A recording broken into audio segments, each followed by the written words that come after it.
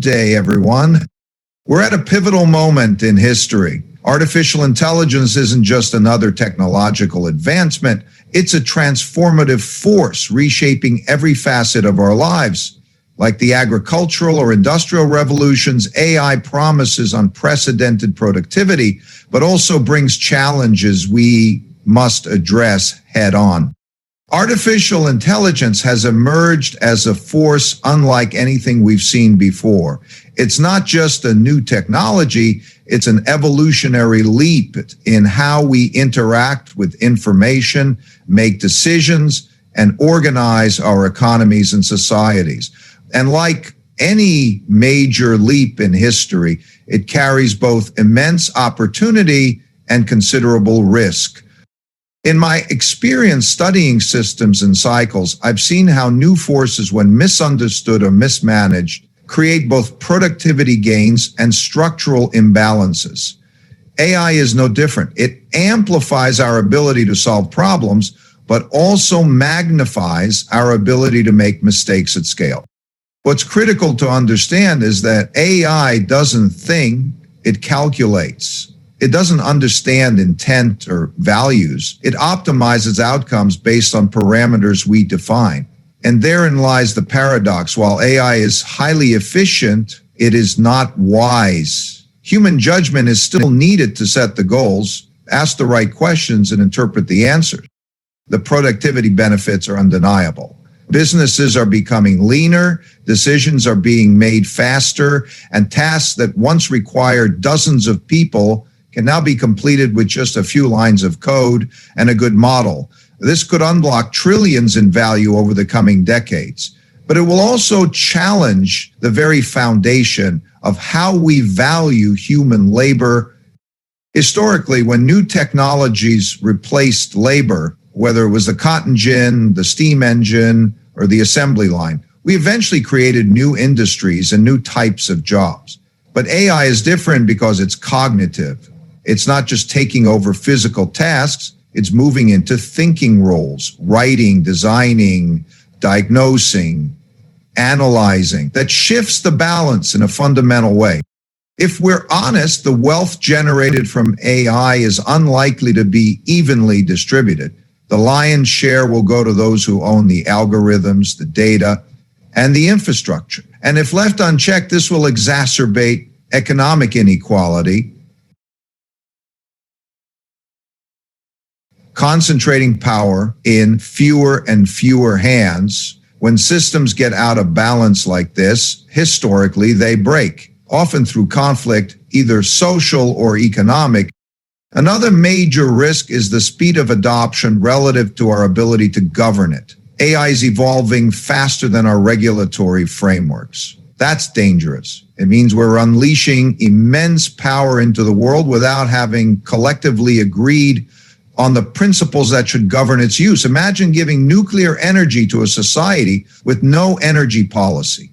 It's not hard to see how that could go wrong. What concerns me more is how easily AI can be weaponized, not in the conventional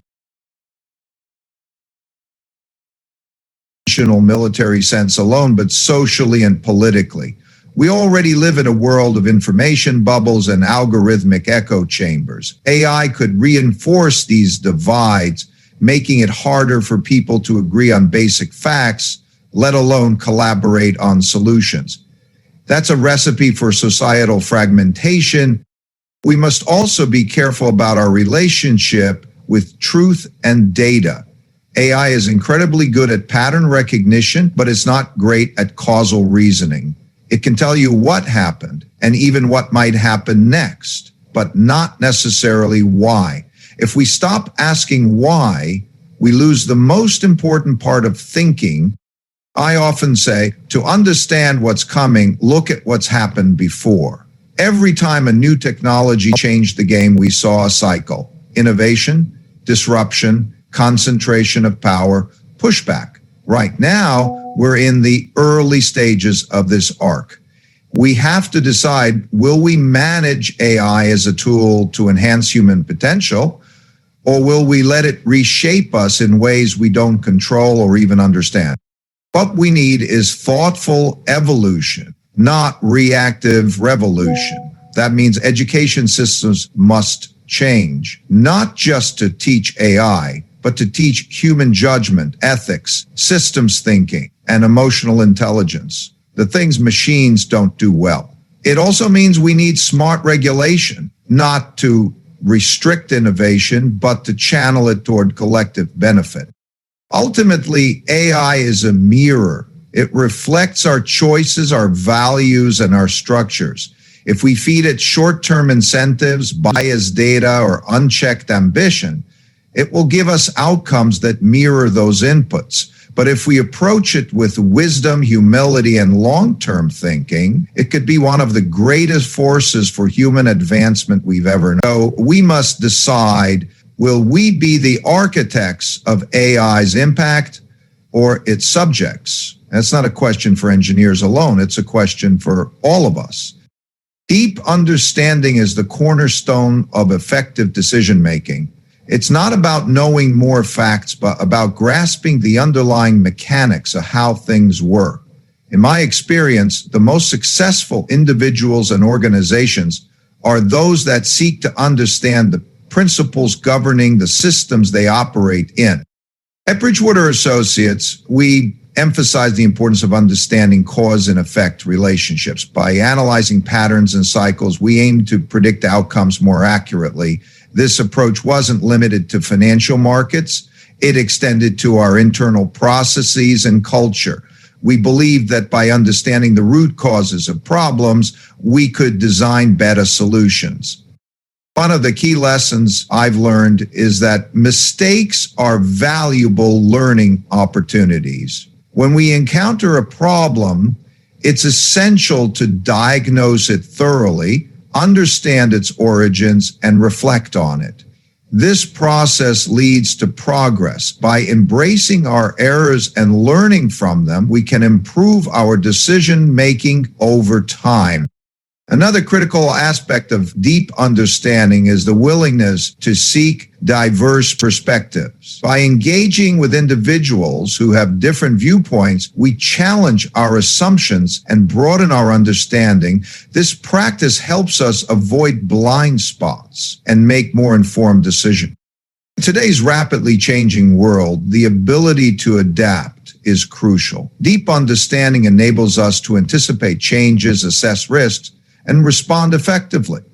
It's not just about reacting to events, but about proactively shaping our strategies based on a comprehensive understanding of the environment. Ultimately, cultivating deep understanding requires curiosity, humility, and a commitment to continuous learning. It's a journey that involves questioning our beliefs, seeking feedback, and being open to change.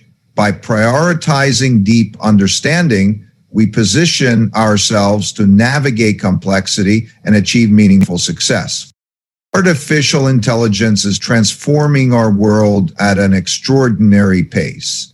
It has the power to reshape how we work, how we compete, and how we organize society. But while its capabilities grow exponentially, so do the imbalances it can create. One of the most important and under-discussed aspects of this shift is how AI contributes to economic disparities. And if we don't address it with clarity, humility, and a deep understanding of the system dynamics at play, it could become a defining source of conflict in the coming decades.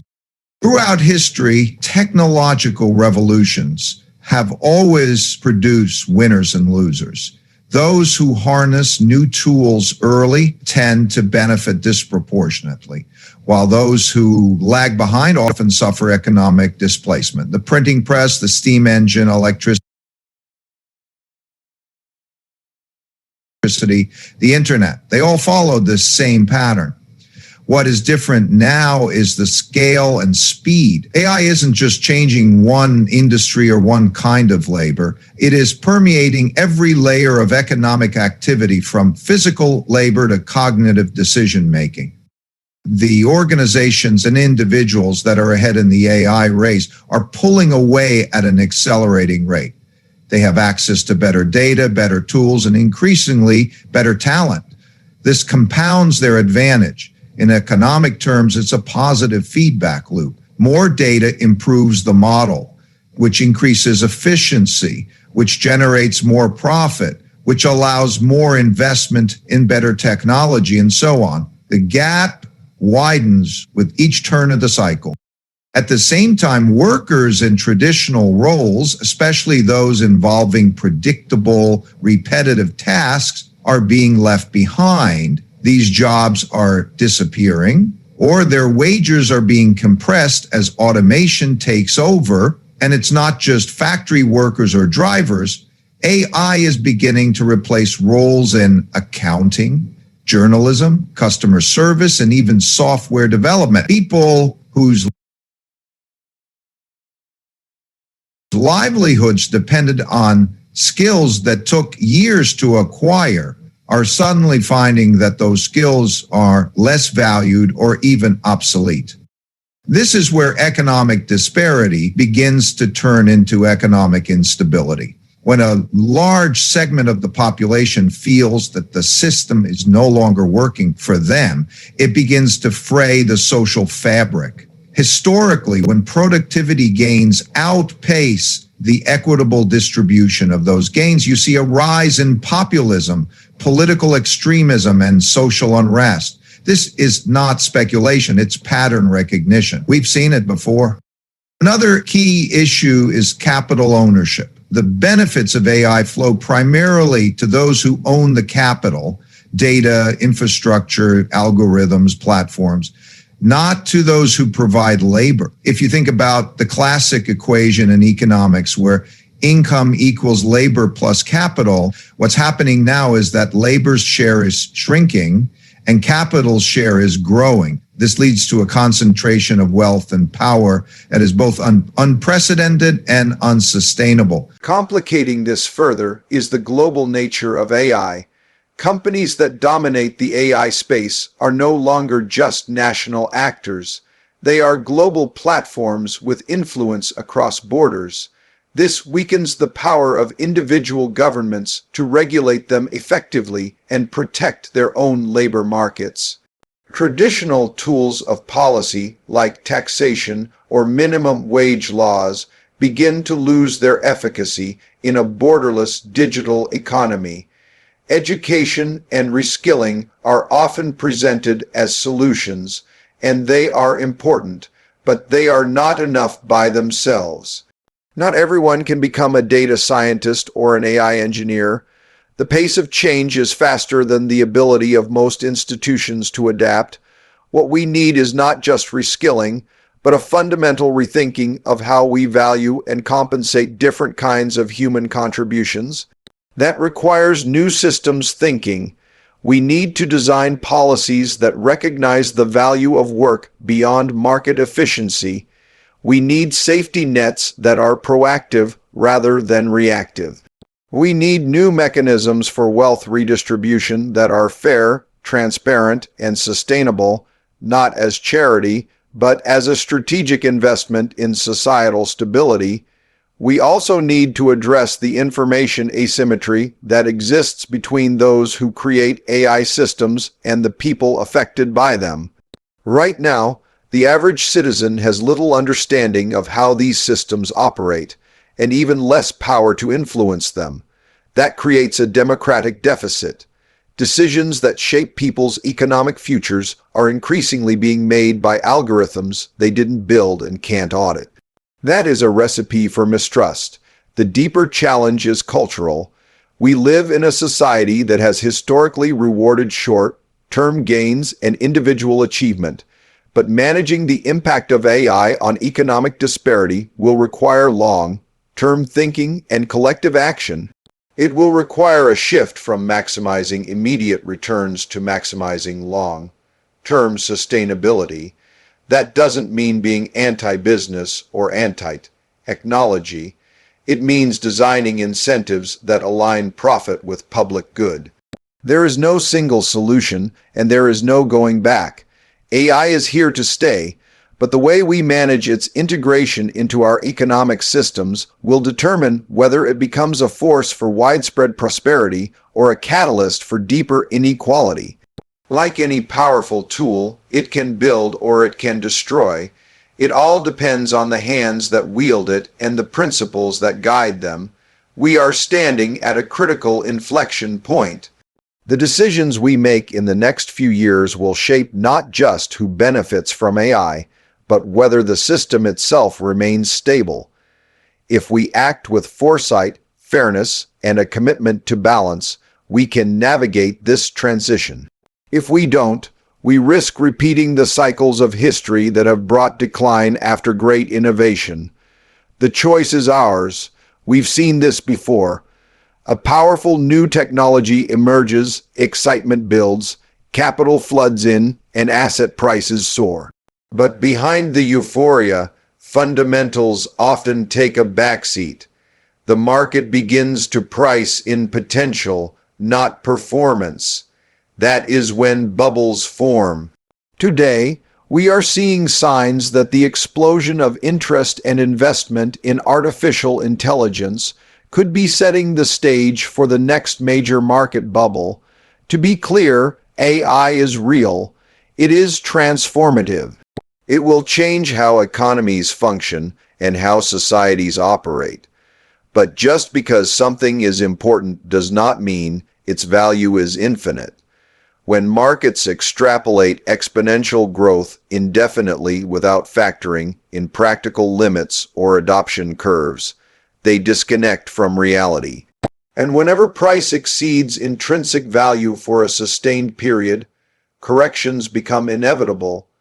What we are witnessing now has echoes of past technology-driven booms. In the late 1990s, the internet promised to reshape the world. It did, but that did not stop internet stocks from becoming wildly overvalued. Investors poured money into anything with a .com suffix, regardless of earnings or business viability. Eventually, reality set in, valuations crashed, and trillions were wiped off the markets. Yet the core technology survived and matured. AI is following a similar early trajectory. The promise is massive, and rightly so. Companies that harness AI effectively will gain significant competitive advantages. They will reduce costs, enhance decision-making, and create new business models. But not every company claiming to be an AI company will succeed. Not every investment in the AI space will generate returns. And that is where the risk lies. In today's environment, capital is flowing into AI at a breakneck pace. Valuations are rising not on the basis of revenue or profit, but on projected future dominance. Firms are being valued based on the size of the total addressable market rather than actual penetration. And perhaps more dangerously, investors are assuming that those who lead today will automatically lead tomorrow. That assumption rarely holds true.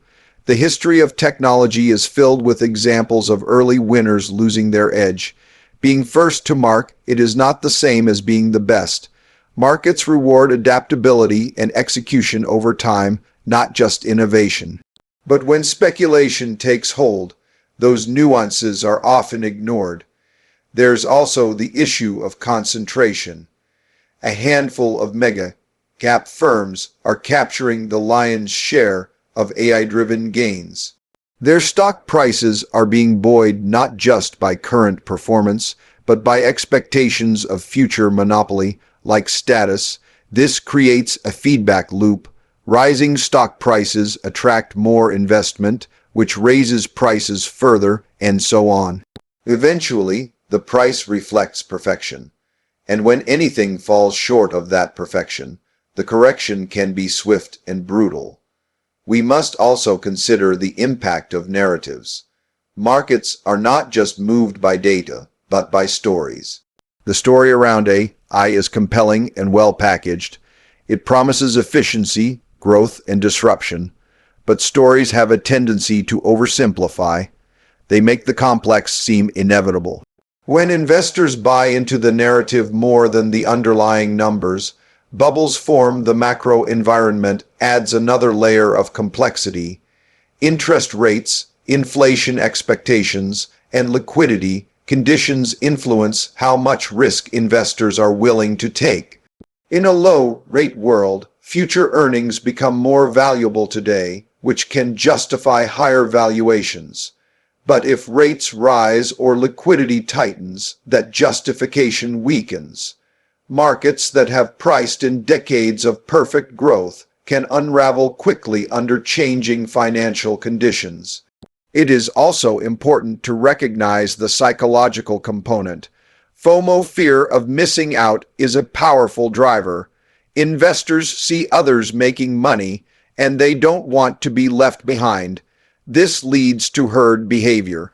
Due diligence declines, risk management gets ignored, and eventually the market becomes more about momentum than merit. All bubbles end the same way. Expectations outrun reality. The capital that flowed in freely begins to dry up. Investors become more selective. Weak business models collapse, and the market corrects. This process can be painful in the short term, but it also clears the way for sustainable growth. The survivors emerge stronger and more grounded in real value creation. None of this is a criticism of AI itself. Just as the internet did not disappear after the dot-com bust, AI will not vanish in the face of a correction, but investors and policymakers alike must separate the technology from the hype. They must understand that while AI is likely to be one of the defining forces of this century, its integration into the economy will be uneven, unpredictable, and at times disappointing. What matters most now is discipline. Investors must return to the fundamentals, evaluate companies based on cash flow, competitive advantage, and leadership, not just potential. Regulators must monitor systemic risks without stifling innovation. And companies must avoid chasing capital at the expense of building durable business models. Markets function best when they are guided by realism and long-term thinking. If we lose sight of that, if we allow short-term excitement to cloud judgment, we risk creating another boom and bust cycle that erodes trust and damages the very ecosystem we are trying to build. AI has the potential to be a historic breakthrough, but that potential needs time, testing, and truth to mature. We must be careful not to price in the future before it arrives, because when expectations get too far ahead of results, markets always find a way to correct the imbalance. Let us be guided not by excitement but by understanding. That is how we avoid bubbles. That is how we build lasting value. Throughout history, societies have operated based on implicit agreements between individuals, institutions, and governments. These agreements determine who gets what, who does what, and what the rules are. When these agreements work well, societies are stable and prosperous. When they break down, societies become divided, unstable, and vulnerable to conflict. What we are seeing today is a clear signal that the existing social contract is no longer working for a large portion of the population, and the consequences of that breakdown are becoming harder to ignore. We live in a time of extraordinary technological progress, yet we also see rising inequality, political polarization, and a growing sense of disillusionment. Economic productivity has surged, but the benefits have not been evenly shared. Many people feel left behind, unheard, and undervalued. This is not just a problem of perception, it is a structural issue. The system is producing outcomes that many people believe are unfair. And when a system produces outcomes that are widely perceived as unfair, trust erodes, cooperation declines, and conflict grows. If we step back and look at the patterns across time, we see a recurring cycle. Periods of peace and prosperity often give way to widening gaps in wealth and opportunity.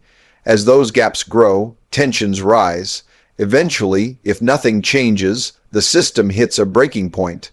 That is when revolutions happen. That is when institutions are overturned, sometimes violently. We are not at that point yet, but the warning signs are clear. If we want to avoid repeating the mistakes of the past, we need to acknowledge where we are and why we got here. The social contract that emerged in the post-World War Roman II era was based on a relatively balanced relationship between capital and labor. Productivity gains were broadly shared. Wages rose in line with output. A strong middle class emerged. Education was affordable. Healthcare and housing were accessible. There was a general belief that if you worked hard and played by the rules, you could build a decent life. But that contract has been eroding for decades. Globalization and technology have changed the nature of work. Capital has become more mobile. Labor has become more replaceable. In many sectors, the bargaining power of workers has declined significantly. The institutions that were supposed to provide balance, unions, regulatory bodies, and social safety nets have weakened. At the same time, financial markets have become more powerful and more disconnected from the real economy. Stock prices can rise even when wages stagnate and job security declines. This has led to a profound disconnect between the economic reality experienced by most people and the metrics used to define success. GDP growth, corporate earnings, and asset prices do not tell the full story. They tell us how the top is doing. They do not capture the stress, uncertainty, and decline in quality of life experienced by large portions of the population. When people feel the system is rigged or broken, they lose faith in institutions and turn toward more extreme alternatives. That is not a sustainable path. The solution is not to abandon capitalism, it is to reform it. The system must be made to work better for more people.